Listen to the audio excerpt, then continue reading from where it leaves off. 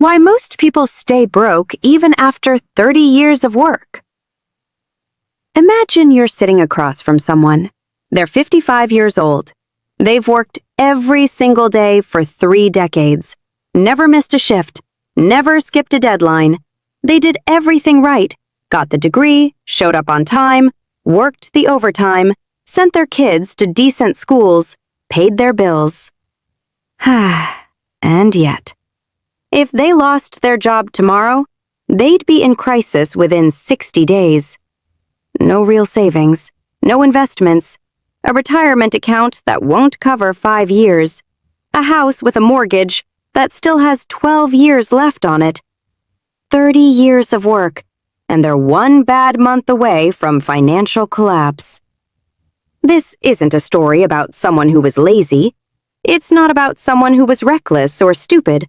This is someone who played by every rule they were ever taught. So what went wrong? That's the question nobody in their world ever asked. Not their parents, not their school, not their employer. Nobody sat them down and said, "The system you're working inside of was never designed to make you wealthy. It was designed to keep you functional." And by the time most people figure that out, 30 years have already passed. Here's what's actually happening, and I need you to stay with me through this, because by the end of this, something will click. And once it clicks, you can't unsee it. The reason most people stay broke after decades of work isn't because they didn't earn enough. It's because of something much more invisible, something that operates silently in the background of every financial decision they ever made. It's the architecture of modern middle-class life. And it's almost perfectly engineered to consume every rupee, every dollar, every pound you will ever earn. Let me show you exactly how it works. Think about the average working person's financial life. They get their first real job. They're excited. The salary feels big, bigger than anything they've ever seen. For the first time, money is coming in regularly. And what happens? Life expands to fill the income. Not because they're greedy, not because they're irresponsible. It happens because the entire world around them, their social circle, their culture, their advertising environment, their own psychology, is constantly signaling, "You can afford more now. You've earned more. Upgrade." The apartment gets slightly bigger. The car gets slightly better. The phone gets replaced on schedule. The wardrobe slowly edges upward. The dining choices shift. The subscriptions stack up. Streaming, gym, delivery apps, cloud storage, apps you don't even remember downloading. None of this feels like recklessness. Each individual decision seems completely reasonable. Of course you need a reliable car. Of course you deserve a nicer place to live. Of course you want to enjoy life a little. This is what economists call lifestyle inflation. But that phrase doesn't capture what it actually feels like from the inside. From the inside, it feels like finally living properly. And that feeling is incredibly dangerous.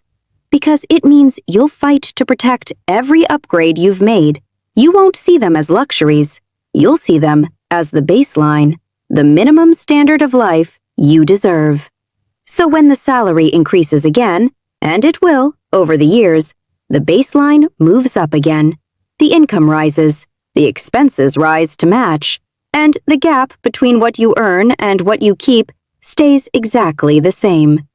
0. Decade after decade. But the lifestyle inflation problem, as real as it is only the surface layer. The deeper issue is something almost nobody talks about. It's the psychological relationship most people have with money. Specifically, the invisible story they carry about what money is for. For most middle-class people, especially those raised in working-class families, money has one primary function. It exists to be spent on survival and comfort. It's not a tool. It's not a resource to be deployed. It's a reward, and rewards are meant to be enjoyed. This sounds harmless, but it creates a mental framework where saving feels like deprivation, investing feels abstract and risky, and spending, even on things you don't really need, feels like the correct use of the money you worked so hard for. There's a psychological term for this: present bias. The human brain naturally overvalues immediate rewards and undervalues future ones.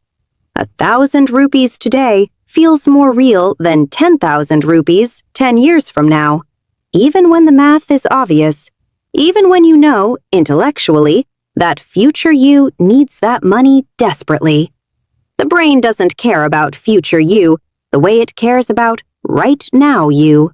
And every single consumer company on the planet has studied this. They know about present bias. They built their entire business model around it. Buy now, pay later. 0 down payment. Monthly installments so small they barely register. The goal isn't to sell you a product. It's to make the payment feel invisible while the product feels real. And it works. Every time. Here's the scary part. Most people, even educated people, even people who know about lifestyle inflation and present bias, still fall into this trap. Because knowing about a psychological pattern doesn't make you immune to it. It just makes you slightly better at explaining it after it's already happened to you. I want you to think about your own life for a second. How many subscriptions are you paying for right now? Don't guess. Actually try to count them. Most people underestimate by at least 30%. There are things pulling money out of your account every month that you've completely forgotten about. Not because you're irresponsible, because the companies designed them to be forgettable.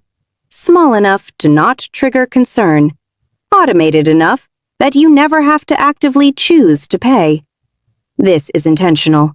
This is a business strategy. The subscription economy is one of the most powerful wealth extraction mechanisms ever created, and it targets the middle class almost exclusively.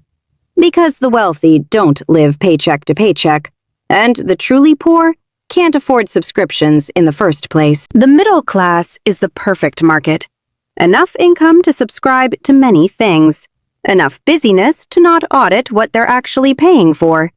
Enough social identity wrapped up in their lifestyle that canceling things feels like a loss of status. So the subscriptions stay. The months pass, the years pass, and the money just disappears.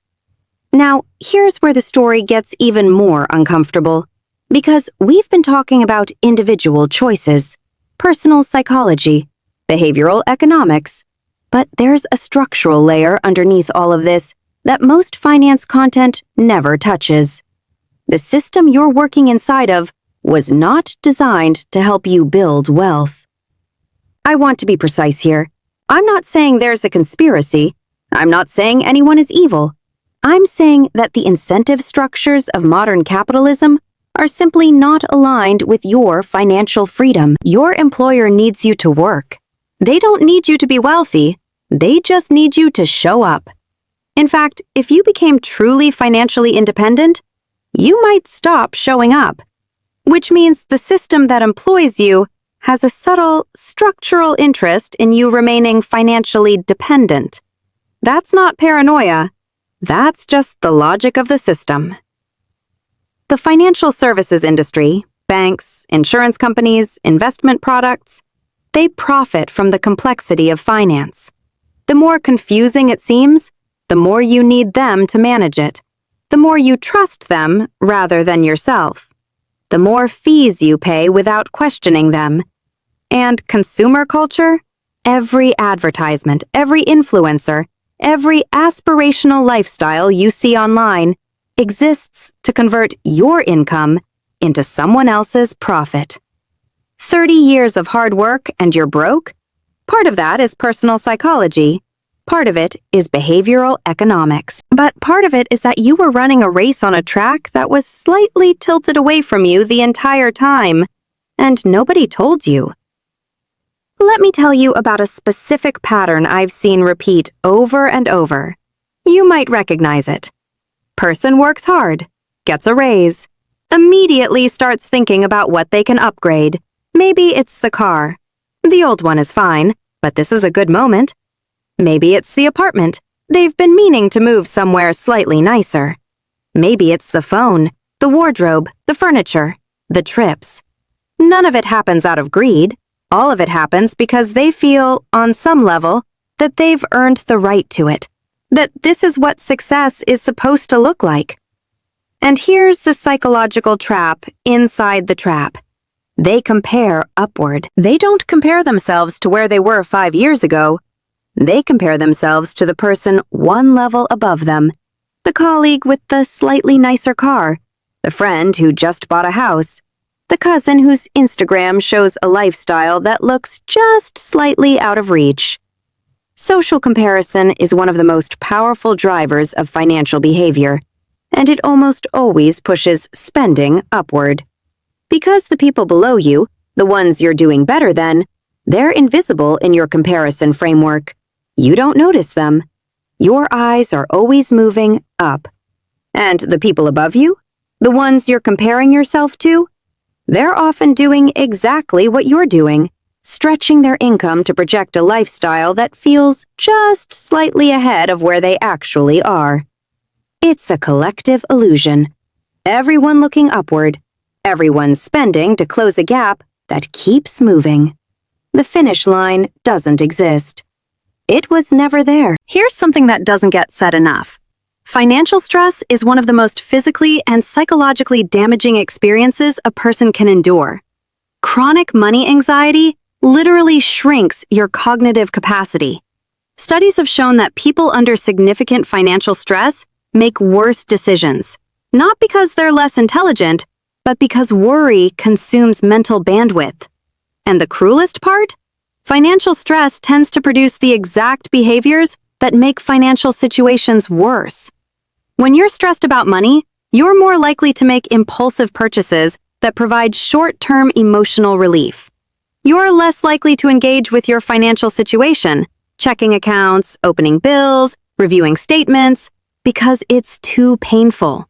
You avoid the thing that would help you most. This is called financial avoidance, and it's incredibly common among people who are struggling. The person who most needs to audit their finances is often the person least emotionally equipped to do it. Not because they're weak, because they're human, and humans protect themselves from pain. So the months pass without a budget. The credit card balance sits unexamined. The money keeps leaving through a dozen small exits that nobody has mapped. And then one day, they're 55, and the numbers don't add up. And they wonder where 30 years went. So what do you actually do with all of this?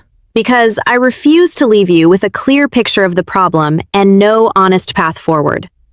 Here's the truth. The path forward is not complicated, but it is uncomfortable in a different way than the problem. The problem is comfortable and slow. It feels like normal life. It feels like everyone around you. The solution is uncomfortable and deliberate. It requires making choices that feel strange, saying no to things that feel reasonable, opting out of upgrades that feel deserved, choosing to appear like you're doing less well than you actually could. That psychological discomfort, the feeling of not keeping up, is the actual cost of financial change.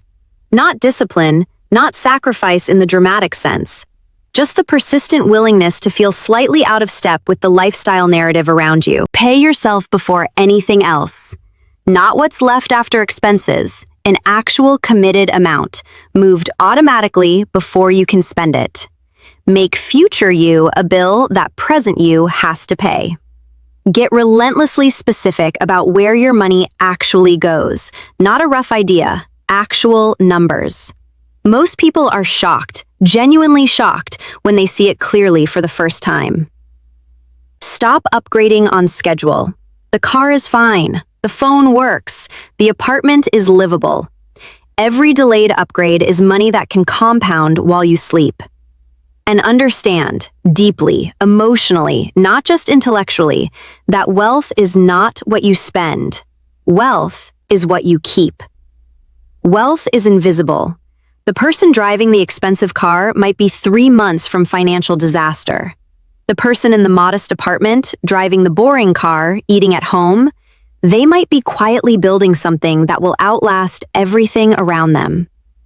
The saddest thing about this whole conversation is this. Most people will watch this, nod along, feel it deeply, and then go back to their lives and change almost nothing.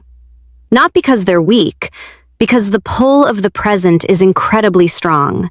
Because changing financial behavior means fighting against psychology, culture, social pressure, and the entire architecture of modern consumer life all at once. But some of you will be different. Not because you're smarter or more disciplined, because something in this finally landed. Because the discomfort of the truth outweighed the comfort of the pattern. And here's what I want you to carry with you. 30 years of hard work should mean something. It should add up to something real. And the fact that it often doesn't, for so many good, hardworking people, is not a personal failure. It's a system that was never fully transparent about its own rules. Now you know the rules.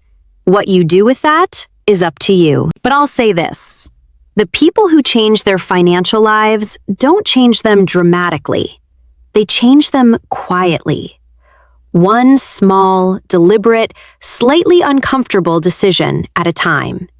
And those decisions, compounded over time, become the difference between being 55 and terrified or 55 and free. That choice is still available to you. The question is whether you'll make it before 30 more years pass.